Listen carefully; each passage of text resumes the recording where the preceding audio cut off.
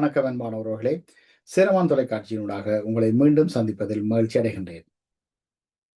நம்ம தொப்புள் கொடி உறவுகளான ஈழத் தமிழர்கள் அவங்க இலங்கையில இருந்தாலும் உலகத்துல எந்த மூலையில இருந்தாலும்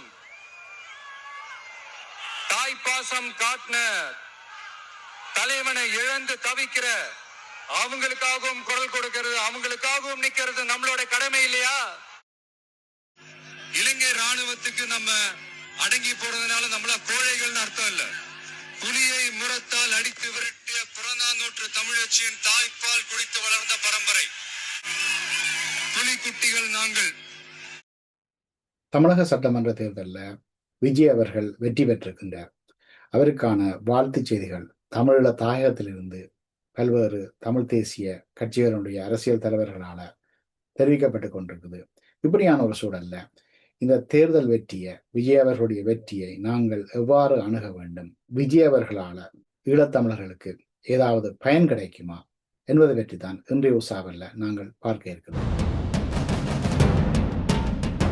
இதுல கனதியான காத்திரமான விடயங்களை நாங்கள் பார்க்க முதல் சில நகைச்சுவையான விடயங்களை பார்க்கிறது பொருத்தமாயிருக்கும் என்று நான் நினைக்கின்றேன்.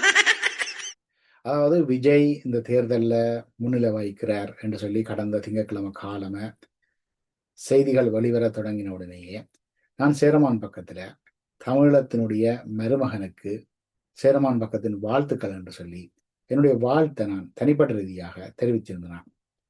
அதைத் தொடர்ந்து என்னோட சிலர் நேரடியாக தொலைபேசி மூலமாகவும்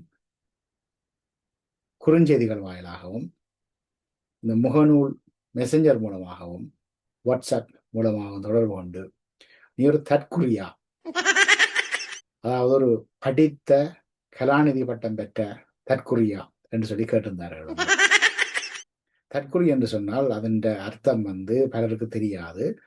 அதாவது கையெழுத்து போட தெரியாமல் தங்களுடைய விரல்ல மைய பூசி விட்டு அந்த ரேகையை ஒரு தாளில் பதிவு செய்கிறவர் தான் தற்குறி என்று சொல்லி அந்த காலத்துல சொல்வார்கள். அதை இன்றைக்கு தங்களுக்கு எதிரான நிலைப்பாட்டை கொண்டிருக்கிறவர்களை அவமானப்படுத்துறதுக்கான ஒரு ஆயுதமாக சில தரப்பினர் எடுத்திருக்கிறான். ஆனா அது எனக்கு பிரச்சனை இல்லை என்று சொன்னா கொஞ்ச காலத்துக்கு முதல் உங்களுக்கு தெரியும், அந்த ஐபோன் வந்த மூட்டம் ஐபோனை நீங்க பாவிக்கிறேன்னு சொன்னா உங்களோட விரல் ரேகையை வச்சுத்தான் ஐபோனை நீங்கள் ஓபன் பண்ண. அப்ப ஐபோன் நீங்கள் பாவிச்சிருந்தா பெரும்பாலானாக்கள் தற்குறிகளாத்தான் இருந்துகிட்டு. அப்ப நானும் அந்த பழைய வேர்ஷன் வச்சிருந்தேன். இப்ப இருக்கிற வேர்ஷன்ல ஃபேஷியல் ரெக்கக்னிஷன் இருக்குது. அப்ப உங்களோட முகத்தை நீங்கள் காட்டினா ஐபோன் தன் வட திறக்கும். ஆனால் சில காலத்துக்கு முதல் அந்த பழைய ஐபோன்ல நாங்கள் விரல் ரேகையை தான் வைக்கிறாங்க. என்னுடைய பிரச்சனை இல்லை, நீங்கள் என்ன தற்குறின்னு கூப்பிடுறதுல எனக்கு பிரச்சனை இல்லை. ஆனா நீங்க அந்த தற்குறி என்றதை இன்னும் உறுதிப்படுத்த விருப்பம் என்று சொன்னால், அதை உறுதிப்படுத்துற வகையில இன்னும் சில தகவல்கள் நான் இந்த இடத்துல சொல்றேன் என்று சொன்னால், முதலாவது நான் நடிகராக பல திரைப்படங்கள்ல விஜய் அவர்கள் நடித்த போதே அவருடைய ரசிகன். ஆனா அதுக்காக நீங்கள் அவசரப்பட்டு சேரமான ஒரு தற்குறி என்ற முடிவுக்கு வர தேவையில்லை. நீங்கள் சேரமான ஒரு தற்குறி என்ற முடிவு எடுக்கிறதுக்கு இன்னும் ஒரு தகவலை உங்களுக்கு சொல்றேன். எனக்கு பிடித்த நடிகை திரிஷா. அப்ப இப்ப நீங்க உறுதியாக இந்த சேரமான் ஒரு தற்குறிதான் என்று முடிவெடுத்திருந்தீங்க என்று சொன்னால், இன்னும் ஒரு தகவலையும் சொல்றேன். இந்த தேர்தல்ல விஜய்க்கு எதிராக நடிகர் பிரகாஷ் ராஜ் பிரச்சாரம் செய்தவர். அவரான அந்த கில்லி படம் நீங்க பார்த்துருந்தீங்கடா, விஜயனுடைய அந்த பிரபலமான படம் கில்லி. அதுல திரிஷா நாயகி, விஜய் நாயகன், பிரகாஷ் ராஜ் அந்த வில்லன். அப்ப அந்த பிரகாஷ் ராஜ் வில்லத்தனமான நடிப்பும் எனக்கு பிடிக்கும். அப்ப யோசிச்சு பாருங்க, நாயகனையும் பிடிக்கும், நாயகியையும் பிடிக்கும், வில்லனையும் பிடிக்கும் என்று சொன்னால் இந்த சேரமான் எப்படியான ஒரு தற்குறியாக இருப்பானே. அதை விட இன்னும் ஒரு தகவலை சொல்றேன் என்று சொன்னா இப்ப பழஞ்சோறு நீங்கள் சாப்பிடல வெறும் பழஞ்சோரை மட்டும் சாப்பிட்டீங்கன்னு சொன்னா அது ருசியா இருக்காது.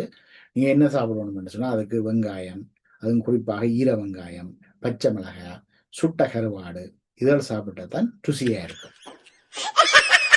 நீங்க எந்த படிப்பையும் படிக்கலாம், எந்த பட்டத்தையும் பெறலாம், நீங்கள் எவ்வளவு பெரிய மாமேதையாக இருந்தாலும் உங்களுக்கு என்ற ஒரு பொழுதுபோக்கு இருக்க வேணும். அதாவது பழஞ்சோறு உடம்புக்கு நல்லா, அது எங்களுக்கு உடம்புக்கு பயனுள்ளது. வெறும் பழஞ்சோட்டத்தோட மட்டும் நிற்காமல் எப்படி ஈர வெங்காயமும் பச்சை மிளகாயும் சுட்ட கருவாடும் சாப்பிடுவோமோ அப்படித்தான் எங்களுக்கு பொழுதுபோக்கு. அப்போ பொழுதை போக்குறதுக்காக நாங்கள் விஜய் போன்ற நடிகர்கள், திரிஷா போன்ற நடிகைகள், பிரகாஷ்ராஜ் போன்ற நடிகர்கள் இவர்களுடைய படங்களை பார்ப்போம், அதை ரசிப்போம். அவர்கள் எங்களுக்கு பிடித்த நடிகர்களாக, நடிகைகளாக, வில்லன்களாக இருப்பார்கள். இதை வச்சு நீங்கள் ஒருத்தரை தற்குறி என்று தீர்மானிக்க போறீங்க என்றால் பிரச்சனை இல்லை.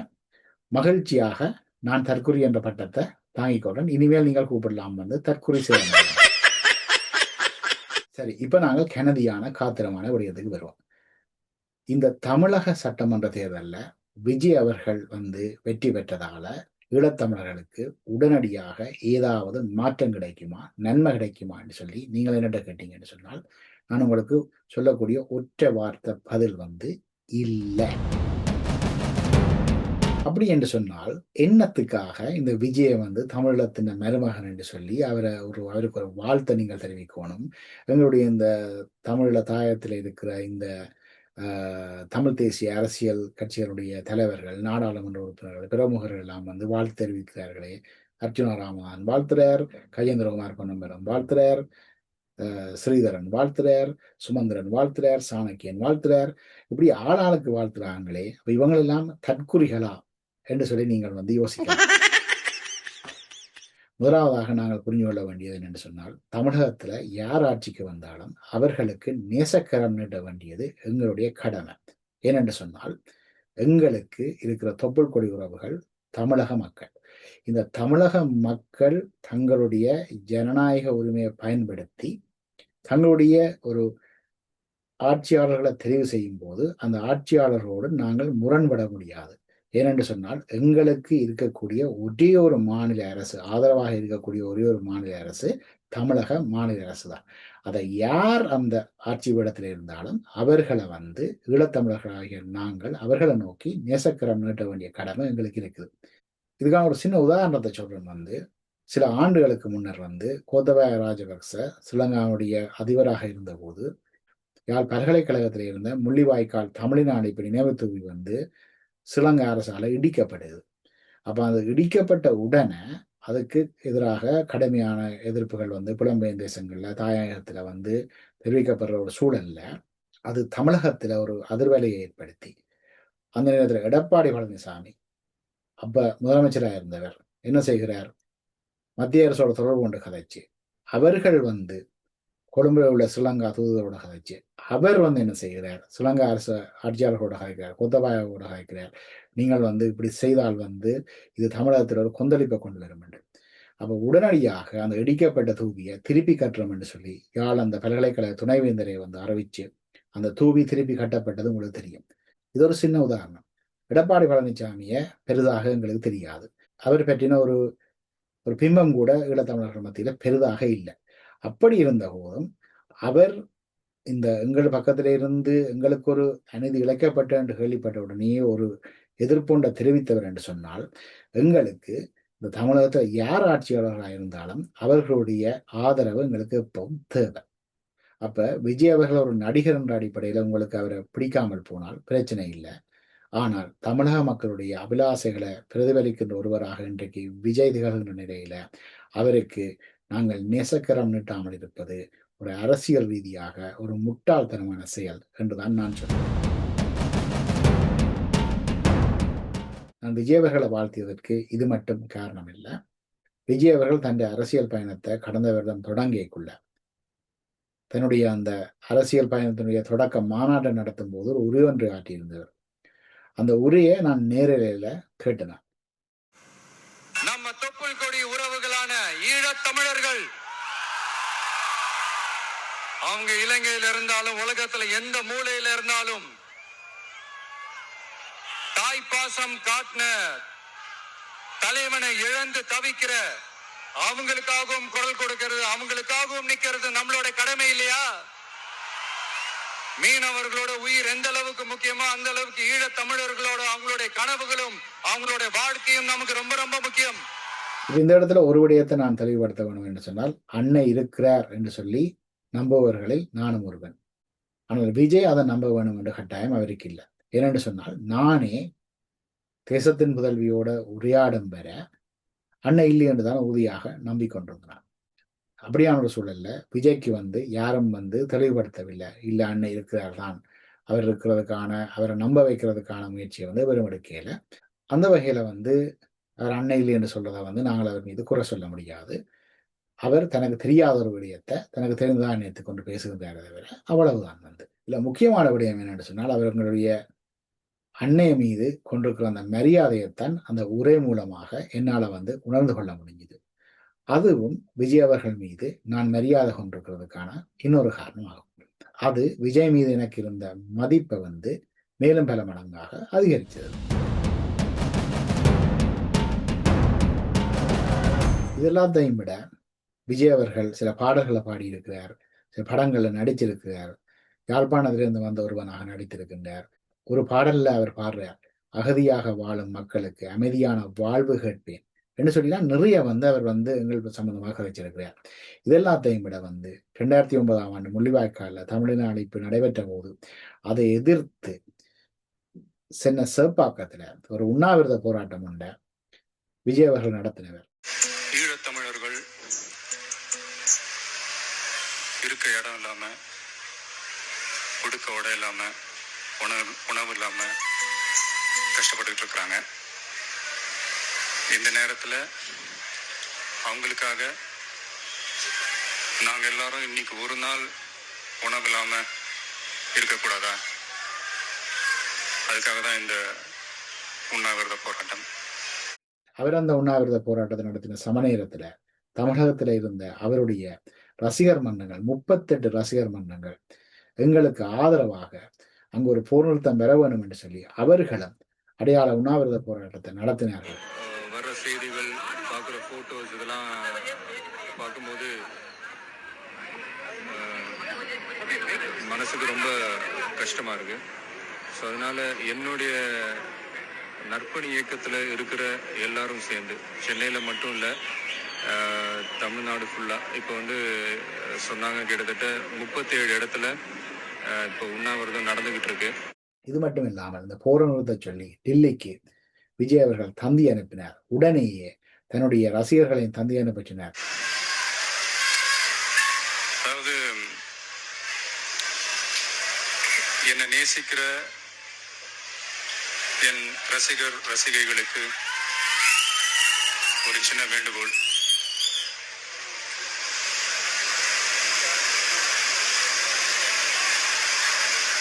ஈழத்தில் போர் நிறுத்தம் ஒரு முடிவுக்கு வர வேண்டும். அங்கே தமிழ் மக்கள் காக்கப்பட வேண்டும். இதை எழுதி எல்லாரும் இந்திய பிரதமருக்கு ஒரு தந்தி போடுங்க. ஈழத் தமிழர்களுக்கு விடுவு காலம் பிறக்கட்டும்.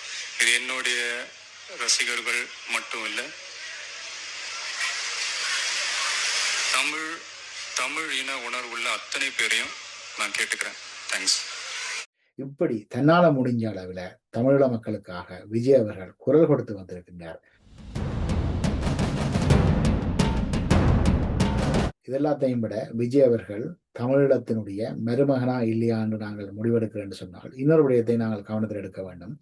விஜயினுடைய 2 பிள்ளைகளும் தமிழீழத்தைச் சேர்ந்த சங்கீதா என்ற பெண்ணுடைய பிள்ளைகள். அதாவது சங்கீதாவுடைய தாய் தகப்பனுக்கு அந்த 2 பிள்ளைகளும் பேரப்பிள்ளைகள். அதாவது அவர்கள் தமிழீழத்தைச் சேர்ந்தவர்கள், அவர்களுடைய பேரப்பிள்ளைகள்.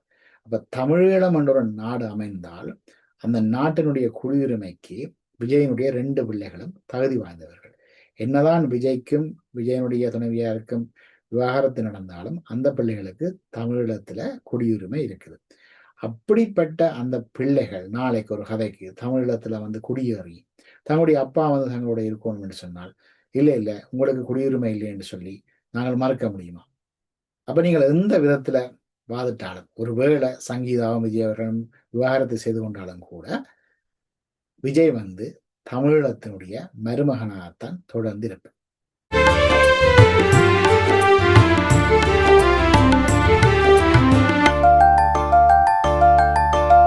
சரி அன்பானவர்களே, இத்தோடு இந்த நிகழ்ச்சி நிறைவுக்கு வருகின்றது. மீண்டும் இன்னும் ஒரு நிகழ்ச்சியினூடாக உங்களை சந்திக்கின்றேன். வணக்கம்.